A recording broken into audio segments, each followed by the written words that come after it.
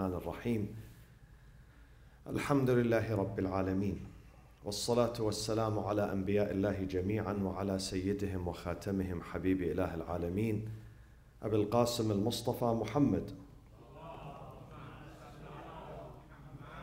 وعلى أهل بيته الطيبين الطاهرين وعلى الصفوة المنتجبة من صحابته الميامين ومن تبعهم بإحسان وإيمان إلى يوم الدين.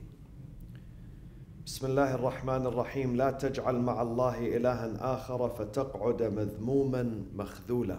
In this life, there are two types of rights upon us. We are responsible before two entities in this life. One is the Lord, Huququllah. We are responsible before Him. There are rights for God upon us, upon His servants. The second entity is Huququl Ibad, Huququl Nas. Many people in this society. We are surrounded by people in this society. Even if you are still single, not married, but you have people around you. You have parents, you have siblings, you have neighbors, you have teachers, you have co-workers, you have citizens who share the land, the neighborhood, the soil with you. And we have to uphold these two rights. Both of them are important. Some people take care of the first, but they neglect the second. They take care of God's rights. They don't miss any prayers. But when it comes to the rights of the citizens, Ibadullah, Huququl Ibad, Huququl Nas, their neighbors, their family members, they neglect them. Some people are the opposite. They observe the rights of the people, but they don't observe the rights of God. And both are not right. We have to do both. Both are important. They are parallel. Huququllah, the rights of God, and the rights of people are parallel with each other. Both are important. They complement each other. They integrate each other. They work together. A believer should observe both, and there should be no negligence on either one of them. What are the rights of God? There are many, but Imam Zayn al-Abidin, Ali ibn al-Hussein Zayn al-Abidin alayhi salatu wassalam, he puts them in a simple sentence. He says, فَأَمَّا حَقُّ اللَّهِ الْأَكْبَرُ, the greatest right of God upon you, فَإِنَّكَ تَعْبُدُهُ وَلَا تُشْرِكْ بِهِ شَيْئًا. My friends, this is the most fundamental of our faith, Islamic faith, is to worship God, is to submit to God, is to take God as the only Lord in this universe. In Surah Al-Isra or Bani Israel, it has two names. This chapter 17 truly is one of the most beautiful chapters of the Holy Quran, the most capturing. It has two names. Isra means the night journey. The Prophet traveled in a night journey from Mecca to Jerusalem. By the way, today was Yawm al-Quds, a day dedicated to remember Jerusalem. We don't forget Jerusalem.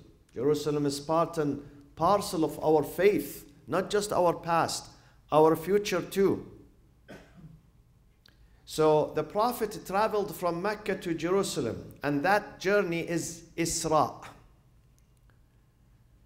Asra, Subhanalladhi Asra. Asra when you travel nightly, Isra.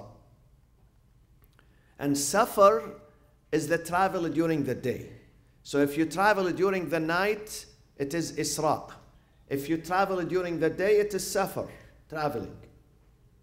And Mi'raj, of course, the ascension. From Jerusalem, he ascended to heaven.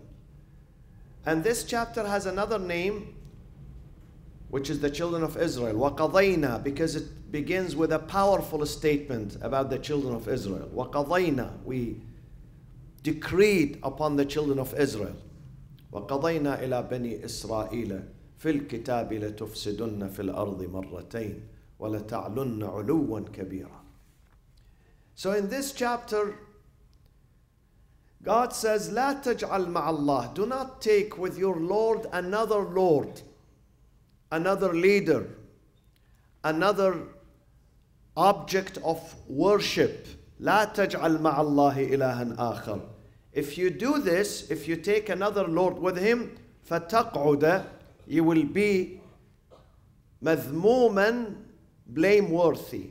مخذولا, forsaken, from khudlan. You will be blameworthy and you will be forsaken by God. So the most important fundamental of our faith is monotheism. Tawheedullah. Tawheedullah. وَإِذْ قَالَ لُقْمَانُ لِابْنِهِ وَهُوَ يَعِظُهُ. If you have a son, if you have a daughter, the first lesson you teach them, the first advice you provide them with is this. وَهُوَ يَعِظُهُ يَا بُنَيَّ لَا تُشْرِكْ بِاللَّهِ إِنَّ الشِّرْكَ لَظُلْمٌ عَظِيمٌ. When you reject God, it means that you are rejecting everything in this universe. Can you imagine someone who does not appreciate his parents who have the rights of existence upon him? He does not appreciate them. He does not thank them. Can he thank someone stranger outside the family? He wouldn't be able. Same thing when we don't worship God, when we don't acknowledge him. God is more important than our parents. He's closer to us than our parents. وَنَحْنُ أَقْرَبُ إِلَيْهِ مِنْ حَبْلِ الْوَرِيدِ. Sometimes your parents are unable to help you, but God is willing to help you at all circumstances, at all times. He would never forsaken you. فَتَقْعُدَ مَلُومًا مَخْذُولًا. مَخْذُولًا, you will be forsaken and disappointed and a loser in this life. Imam Zayn al-Abidin says, so if you worship him, فَإِن فَعَلْتَ ذَلِكَ بِإِخْلَاص. Note here he says بِإِخْلَاص. Many people pray but without ikhlas. I am telling you. Many people do not miss the 5 daily prayers, but something important is missing from these prayers, and that is the element of ikhlas and dedication and sincerity. Many people pray 5 times a day because this is their tradition, not because this is their faith. There is a difference between faith and tradition. They've been raised in a family that observes prayers, but not necessarily observes faith. Some people, they don't miss the fasting of Ramadan, but out of a tradition, not out of act of faith. There is a big difference. When we do things out of faith and believe in God and submission to God, or we do it because this is tradition in my family. It has been going on for so many years, so I can't break it. Same thing with hijab. Many women observe hijab because it's her family tradition, not because she understands the value of hijab, or she necessarily loves hijab. Sometimes they don't love hijab, but she has no choice. She can't throw it away. Ikhlas means when you do it for the sake of God, not because this is your family tradition.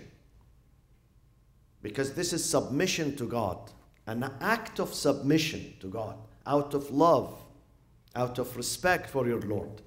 فَإِن فَعَلْتَ ذَلِكَ بِإِخْلَاصٍ جَعَلَ لَكَ عَلَى نَفْسِهِ. He will take upon himself, God will take upon himself, أَن يَكْفِيكَ أَمْرَ الدُّنْيَا وَالْآخِرَةِ. God will suffice you all the affairs of this life and the hereafter. You don't have to worry about anything. Don't worry about your health. Don't worry about your income. Don't worry about your career. Don't worry about your children. Don't worry about their future. He's going to help you and support you. Yakfik. Yakfik means he will suffice you. You don't need another person to interfere in this. أن يكفيك أمر الدنيا والآخرة ويحفظ لك ما تحب منهما. And he will provide you what you love of this life and the hereafter. He will provide you with that. يحفظ لك. So this is the right of God. حقوق Allah, to worship, to listen to Him. We come to حقوق العباد, the rights of people, beginning with your parents. And the most important person among your parents is your mother. Your mother, she's very close to you, emotionally, physically. She is close to you, mentally. It was your mother who protected you. It was your mother who suffered many weeks and months and years to raise you. Some people think only when they are infants, their mothers take care of them. No, not just when you are an infant. When you are a teen, when you are, 30 years old, when you are middle age, even when you get to your 70s, if you have a mother, she's worried about you. That journey does not end. A mother cannot say, my son now is 50 years old, that's it. I'm not thinking about him anymore. I'm not worrying about him. No. In her programming, inside her programming, this journey is endless. Endless journey. Until she dies. Even when she dies, she is worried about her children. So begin upholding her rights. Don't abuse your mother. Respect her. Pay her back. Pay her back. Always, every single day. We are indebted to our mothers and our fathers. I know some people, they take care of Quran and dua, but when it comes to their parents, they don't take care of their parents.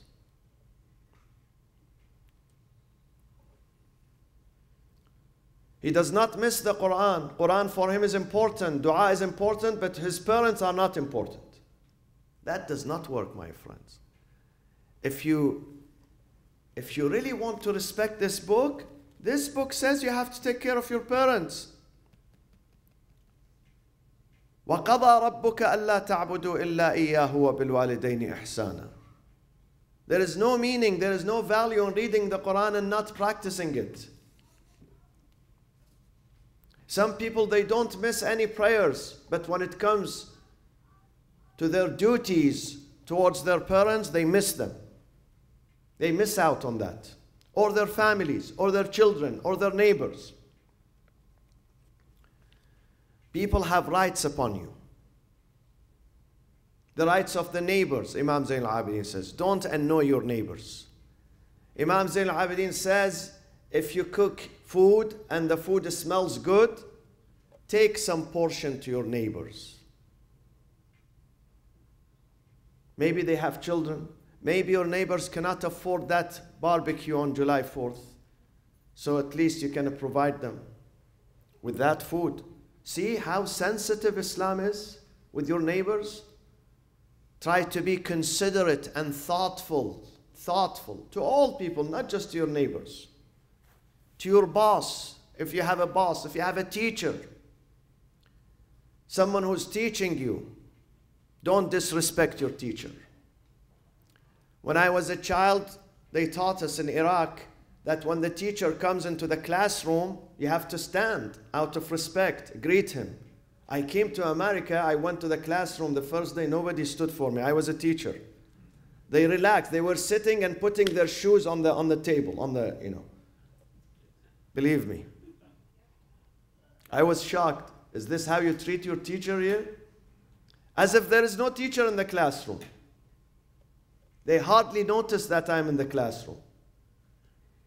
The teacher has a right. مَنْ عَلَّمَنِي حَرْفًا صَيَّرَنِي عَبْدًا. If you teach me a single letter, you enslave me to yourself. I become your slave. حقوق العباد. حقوق العباد are important, my friends. I'll give you some examples that how we encroach on people's rights.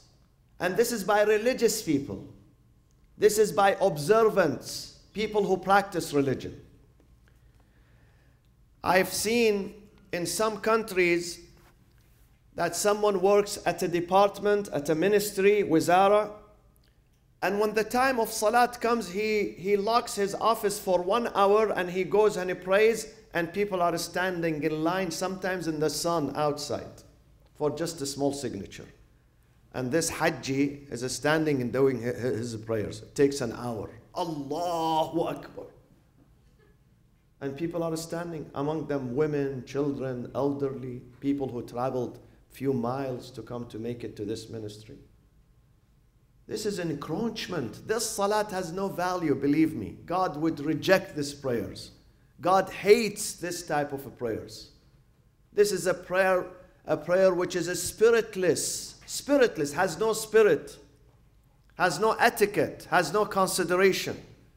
God says, take care of the people. In the salat, I have made a window from noon until sunset. You have 7 hours. Go back home, do your prayers at home. You are here in this ministry getting money and salary to serve people, not to stand and pray for 1 hour. This is the type of things that we see in religious societies. They encroach on people's right. Why? Because he wants to pray. No. God says you are here, you have been hired to serve, not to pray here. You have plenty of time to pray elsewhere. Or in some other countries they have a masjid. We don't have this in America, alhamdulillah. And I hope we would never have it in America. They put these huge loudspeakers outside the mosque. And at 4 a.m., the adhan, Allahu Akbar, shakes the whole neighborhood. There are children, there are sick, there are elderly. There are people who are Christians, they don't pray. But they insist on that. Annoying, harassing people with their adhan, with their Quran, with their dua. This is not good. Respect your neighborhood. Even if this is an adhan, do the adhan inside the masjid. You have no right. In the name of God, you want to hurt others? No, you should not do that. These things, we must learn them. Another example that I have seen, someone who built a mosque, he spent money, millions of dollars. But then when he comes to his mosque, he insults people. Mutakabbir. He has a sense of ghurur, pride, vanity. Why? Because he's the owner of the mosque. Did you build this mosque for yourself or for your God? If you built it for your God, then Allah says in the Quran, وَأَنَّ الْمَسَاجِدَ لِلَّهِ فَلَا تَدْعُوا مَعَ اللَّهِ أَحَدًا. Then you are one of the worshippers. You cannot be superior to them, even if you are the owner and the builder of this masjid. When he comes inside the masjid, people are afraid of him. Believe me, I've seen this in one of the countries. I said, who's this? Why? They said, you don't know, this is the owner. Hajji Fulan, Al-Fulani. If you don't respect him, he kicks you out. Kicks you out of the masjid. Don't call it masjid. Call it my private property, my mansion. Why do you call it masjid? Masjid belongs to all. Masjid is owned by Allah, and even if you are the donor, you have no right to put yourself before others. You have no right. Another example, someone who went for Hajj and he left his children hungry. Hungry. He did not provide them food. He took the money and he gave it to Hajj, to the caravan, and he left his children begging for food, my friends, for food. Is this Hajj accepted by God? I wonder what God is going to tell him when he stands before Kaaba. God tells him, you came to worship me and you left your children begging? Is this what I taught you? You didn't take care of your children. How do you want me to answer your prayers? So sometimes we think that we are pleasing God by encroaching on people's rights, by insulting some people, by not upholding their rights. Huququllah and huquq al-nas are parallel. You cannot satisfy God at the expense of people. Neither you can satisfy people at the expense of God. You can't do this. God has rights upon you and people have rights upon you. Both. And we have to uphold both rights. اللهم اغفر للمؤمنين والمؤمنات والمسلمين والمسلمات الأحياء منهم والأموات. تابع اللهم بيننا وبينهم بالخيرات، إنك مجيب الدعوات، إنك غافر الخطيئات، إنك ماحي السيئات وجاعلها حسنات، إنك على كل شيء قدير. اللهم وحد كلمة المسلمين على الخير والبر والصلاح والتقوى يا أرحم الراحمين، وعجل في فرج إمامنا وقائدنا الإمام محمد المهدي صاحب العصر والزمان، عجل الله تعالى فرجه الشريف وسهل مخرجه وجعلنا من أنصاره وأعوانه. وصلى الله وسلم على سيدنا محمد وأهل بيته الطيبين الطاهرين.